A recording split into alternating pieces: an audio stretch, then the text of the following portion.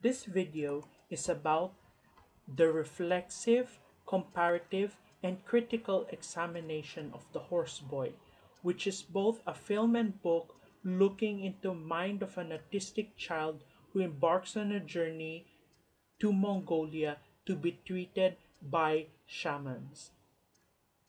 The term reflexive, as described by Omohandro, is a self conscious attempt to understand oneself at the same time being altered by the process of studying other cultures. From my own view, being reflective is looking at a culture through an objective lens, but at the same time bringing my own culture and perspectives to the table. Siegel describes how reflective methods are very important in anthropology.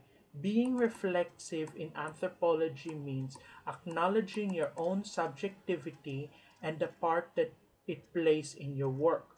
Reflective anthropologists would compare their own cultural experience and views with the culture that they are studying. So, being reflexive, when I look at shamanism and other systems of healing, I turn back to my own system of healing. My system of healing is traditional Filipino. Therefore, I rely less on biomedicine and more on natural remedies. Since I was a young child, I was treated by a manghihilot, masur, or herbalario or herbalist because they function in the same way a shaman would. I believe that shamanism would not only be a valuable form of healing, but an effective one as well for me, because my worldview embraces the world of healers and spiritual possessions.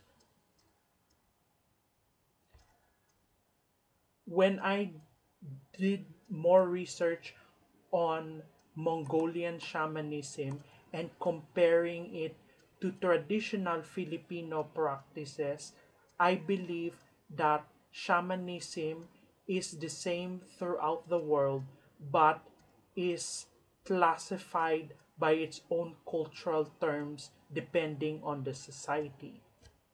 Which brings me to the comparative angle, which is how Rowan would be treated both medically and socially within the context of the medical system of my own culture, or how would he be treated socially in society for his condition or disability. Within the social context of Filipino culture, a child like Rowan who has severe disability often carries great stigma. Roseberry McKibben argues that because of this, Filipino families may be reluctant to let other people know about their child disability because of the shame and disgrace it brings to the family. Gomez points out using studies that caring and raising a child with special needs will negatively affect the parents as they devote most of their time taking care of their child. Therefore, consequently, not only affecting their standing in society but creating obstacle for providing for the family's economic needs. Again, pakikisama, a cultural term, or maintaining good feelings, is a dominant cultural theme in the Philippines in which Rowan's condition would be seen as going against this. Raymond states that while other children play in the sandpit, Rowan is on one side obsessively repouring his sand through his fingers. This behavior is seen as extremely antisocial and also as a result of bad parenting. Therefore, Rowan's relationship with the network of people within the greater Filipino society will not be an easy one. It will put a burden on his parents both socially and economically. How Rowan would be treated in Philippine society medically depends on where he lives. Healthcare in the Philippines is scarce. If he is in Cebuano area, as Lebian says, fatalistic attitude is directly linked with the country's predominant Christian ideologies.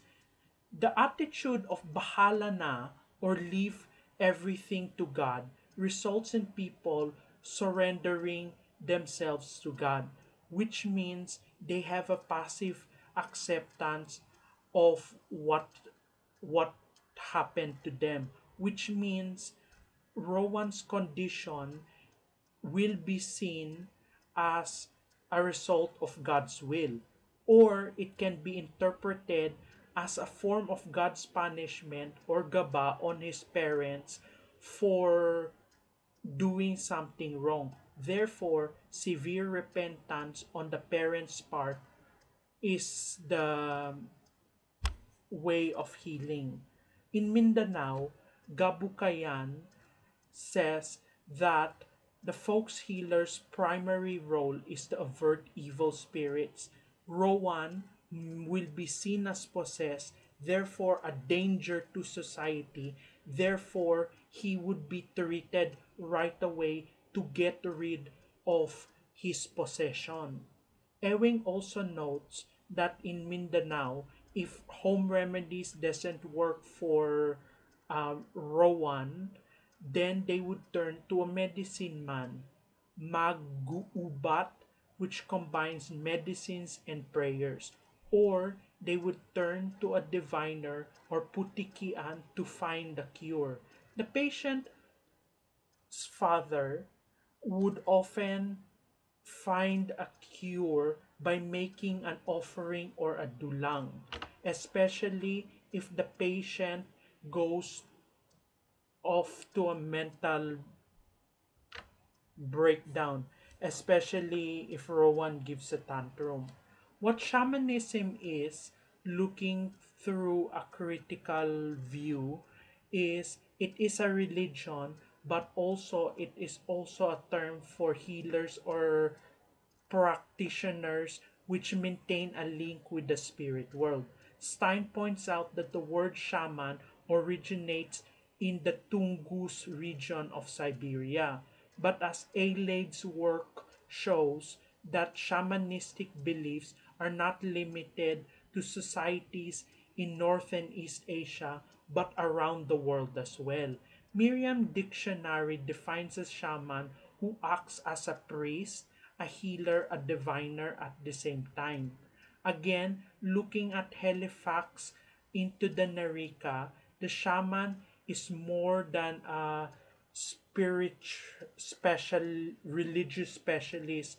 They are also considered psychologists, politicians, and locators of food sources.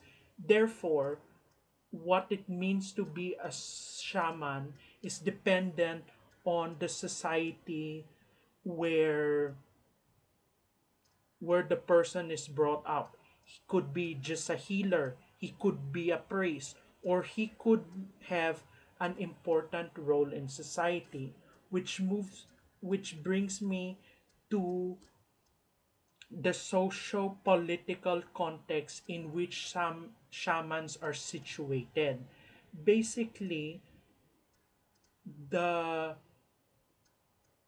their context is determined by the level of authority that these healers have. Sociologist Paul Starr claims that these conditions of patients must be legitimized by shared values and views about illnesses and overall well being of the body. Therefore, if the patient doesn't believe in that system, the shaman's role in society would not be as effective. As Jorelmon says, that social and cultural authority of any healer is validated by the overall effectiveness of healing system. The shaman's role is about balancing between the world of the spirit. Therefore, in a sense, the shaman is a political figure in society. What I mean is,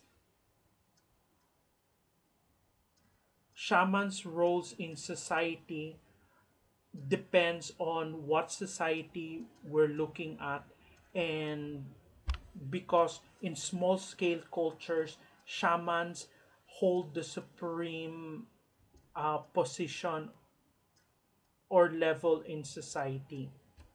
Which brings me to, how is Rowan's journey interpreted as a shamanistic one?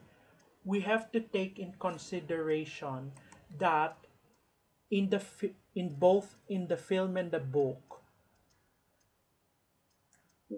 the shamanistic journey is often a cultural one, because for the reindeer people, especially the shaman who treated Rowan, recognized that Rowan have symptoms of becoming a shaman.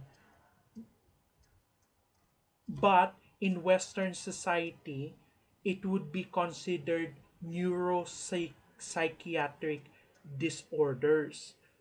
But as time says, a future shaman would be reborn as a proper shaman during heightened times of stress or severe illnesses. In the Western world, it would be looked as autism, epilepsy, etc. Therefore, when Ghost says he's going through he's going through a stage he would become a shaman, it basically means that his the journey of Rowan can be interpreted as a shamanistic one by people who maintain that belief. But at the same time, Rowan's journey is a spiritual one, as well as a one where he grows up in a mental sense, because his father doesn't believe that it would cure him of autism but get rid of his dysfunctions which impair him from the society. So in a way, um, his journey to Mongolia and being treated by shamans had a profound impact on not only Roman but his family and wider community, because it got rid of these dysfunctions which impair him from the rest of the community.